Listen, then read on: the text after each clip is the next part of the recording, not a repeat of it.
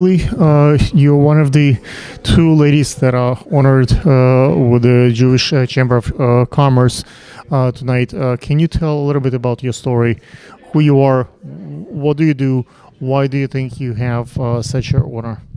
So, first and foremost, it's a great honor, of course, to be recognized by the Chamber in this very important month where we're celebrating women. And I believe the tagline that I saw under my name and Lauren's name is the fact that we are supporting minorities and elevating who we are, especially in the business world. And my story is that of the typical American dream. So I came to this country at the age of 17 without speaking English, with a suitcase and a pocket translator and a student visa. And my whole family's in Colombia still to this day. So fast forward, I eventually became a corporate executive. I was at Johnson & Johnson for 10 years and then opened my own business, which is I have two companies right now. One is a big data analytics company called Culture Intel and a consulting and marketing firm called CN Plus. And we are in the business of showing Fortune 500s, how they can turn America's shifting demographics and minority markets into growth segments for their business. So we do that with technology, with strategies, and with marketing inclusiveness. So I guess we're bringing this notion of minorities not as a social responsibility project, but as a way to drive accelerated growth in business.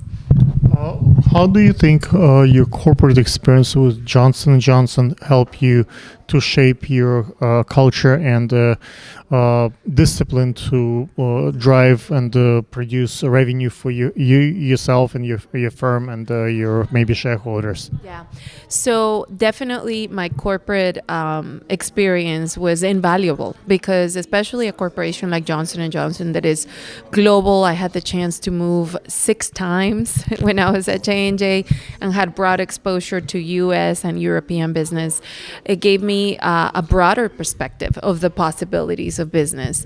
And I think actually to this day, I say that Johnson & Johnson was the muse for my business because when I was there is when I realized that we needed to look at our markets in a more inclusive way because otherwise you'll be leaving money on the table if we don't bring it all together, acknowledging America's shifting demographics. So definitely it shaped not only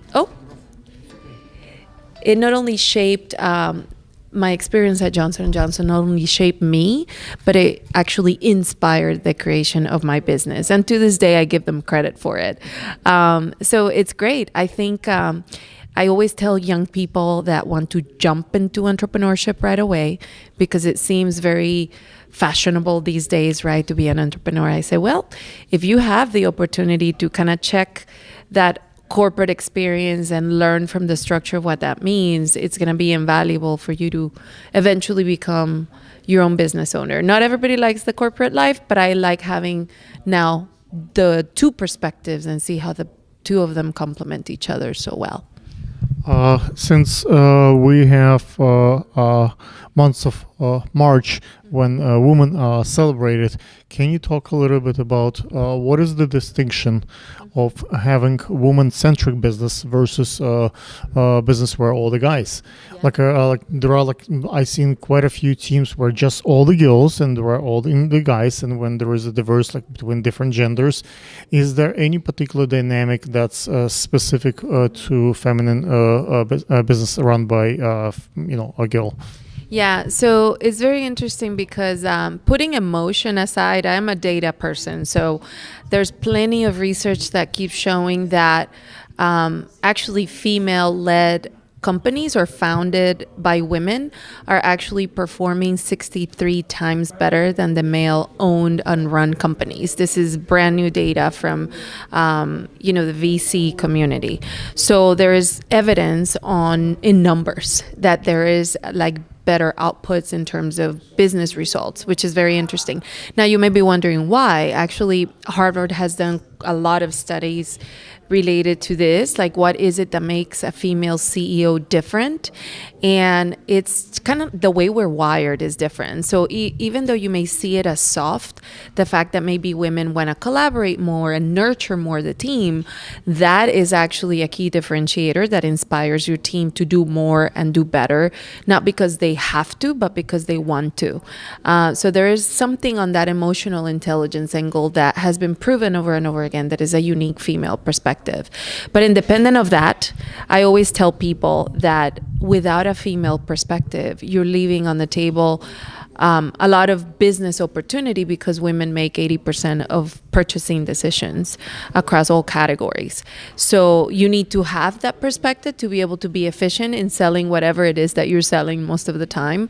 And when you have that around the table when you're making decisions, it's going to be easier to understand what your buyers or shoppers want. So it's good. And I don't think it's a men versus women thing. We need each other. It needs to be a partnership. We need to be in collaboration and not in competition. And that's really ultimately when you get the best results. Can you talk about your businesses? You mentioned you have two. What is the mission? What is the pitch? Like, what do you say? How do you pitch your business to the audience that you're the best? So let me start by kind of describing who my ideal customer is. So my clients are typically Fortune 500 CEOs, CFOs, CMOs that are looking for new ways to grow in a very fast-changing marketplace. So when you look at the numbers, America is going to become a majority-minority nation by 2040. In many cities like New York, we're already majority-minority.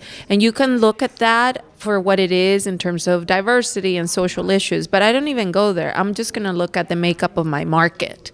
Who are the customers that you want to reach? And the pitch then to those Fortune 500s is, let me show you how much money you're leaving on the table by not successfully tapping into the segments that are driving most of the population and market growth for your industries.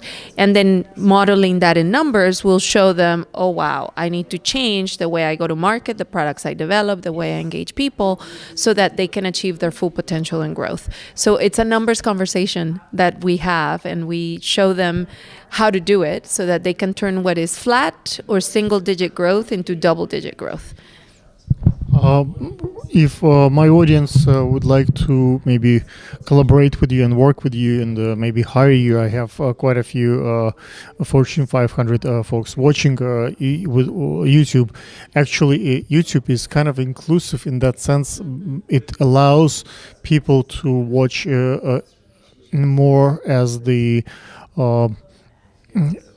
incognito versus like a Facebook or like any other social media. So a lot of executives and people who work in like even in the like in the government or FBI, they don't have like say Facebook or Instagram accounts, but they watch content on YouTube. So if they want to reach out to you, what would be like? Do you have like Instagram or Facebook by any chance? I would encourage them to maybe follow. When you follow me on Twitter, you will see all of the links to my companies there, which is very simple. Is Lili Gil, Ligil. But my company's website is cultureintel.com and cn.plus, because we don't do the .com, is different. Twitter is your choice of social media. Why? I have different ones. I think social media. Twitter is number one, right? Twitter is where I kind of put my thought leadership, my opinion about what's happening in business and politics and the economy with a lens of cultural or cultural intelligence, as I call it. You see a lot of that in LinkedIn as well. So my choice is to use social media as a means to educate and elevate our message of cultural intelligence. Why Instagram versus like Facebook or Instagram or like a YouTube for that matter? So here's how I see it. LinkedIn is kind of like the boardroom in the office. Facebook is more like the living room with your friends and colleagues. And Twitter is kind of like the bar where you bump into people you know and you may not know, and you can have a very superficial conversation, maybe strike a chord in a common topic. Kind of like the happy hour at Wall Street here. So you got to know the context. Some people just kind of think everything works for everything. And Instagram, I am there, but I am not like the Instagram person, because it's where, you know, you're posting either this beautiful photography about like your fashion, your food, your decorations, and that's not what I'm doing. But yeah, there's a place for everything. And instead of being everywhere, I would just pick one or two where it matters. For me, is LinkedIn and Twitter for sure. Okay, ladies and gentlemen, Lili choose not to use our media, which is YouTube, but maybe, YouTube. but YouTube maybe. is so important to me, actually. Oh, okay. So Yes. So you still know, I have Lili Gil on YouTube. I have so much in there. I think I have over, I don't know, 2-3 million views. It's a lot. Yes. I got discovered on YouTube to actually, like, I go on national television now in different shows, and it was because somebody found me on YouTube. There you go. So you may be next. Okay, thank you guys. Thank you. Good job.